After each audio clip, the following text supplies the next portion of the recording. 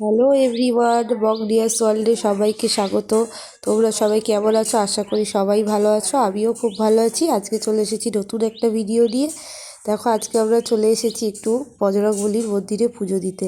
অনেক দিন দেওয়া হয় না, আসা হয় না, যেহেতু আমার ওষুধ চলছে সেই জন্য আমি তো পুজো দিতে পারবো না। তো আমার হাজব্যান্ড এসেছে, ওর সাথে আমি একটু এসেছি, ও পুজোটা দেবে। দেখো এখানে মন্দিরটা কত সুন্দর করে সাজানো হয়েছে। যেহেতু আজকে একটু মঙ্গলের শনিবার এখানে ভালো করে পুজো দেওয়া হয়। আর আজকে পূর্ণিমাও আছে, সেই কারণে একটু স্পেশাল করে সাজানো হয়েছে পুরো মন্দিরটা। আলো দিয়ে দেখো খুব সুন্দর লাগছে। এখানে এসে মনটা সত্যি এত ভালো হয়ে যায় বলবার মতো না। এখানে দেখো সবাই প্রদীপ ধূপকাঠি জ্বালিয়ে ঠাকুরকে আরতি করে তারপরে সবাই এই প্রদীপ ধূপকাঠিগুলো এখানেই সবাই জ্বালায় আর কি। ভেতরে তো জ্বালাতে দেয় না, ভেতরে আগুন দিয়ে ঢোকা অ্যালাউ নেই।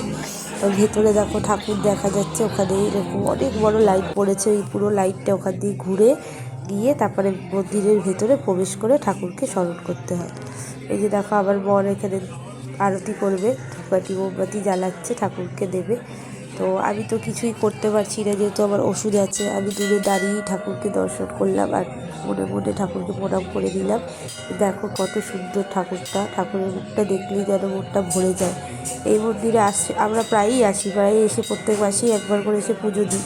বাট যেহেতু আমার ওষুধ থাকার জন্য প্রায় অনেক দিন, প্রায় 1 বছর খানিকের কাছাকাছি আমরা আসি না।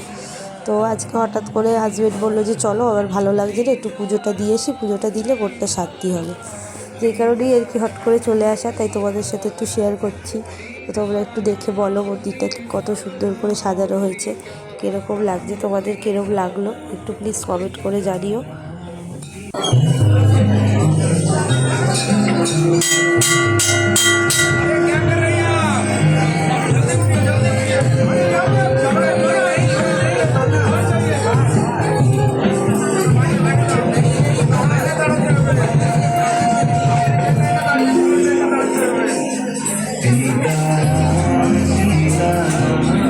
আমাদের এখানে পুজো দেওয়া হয়ে গেল। এই যে দেখো এখানে ধূপকাঠি মোমবাতি জ্বালিয়ে দিয়েছি। তো পুজো দেওয়া আজকের মতো হয়ে গেল। খুব ভালো লাগলো, ওরটা খুব ভালো হয়ে গেল পুজো দিয়ে। তো তারপরে আমরা চলে এসেছি দেখো প্রসাদ খেতে। প্রসাদ একটু না খেলে হয়? এত সুন্দর করে পুজো দিলাম আর একটু প্রসাদ না খেলে ওরটার তো ভালো লাগে না। তো এখানে দেখো খিচুড়ি আলুর দম প্রসাদ দিয়েছে, আমরা প্রসাদ খাচ্ছিলাম।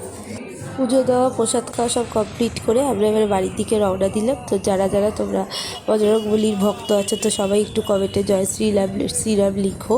আর প্লিজ ভিডিওটা ভালো লাগলে কমেন্ট করো, লাইক করো, শেয়ার করতে ভুলো না। টাটা, সবাইকে ভালো থেকো বন্ধুরা।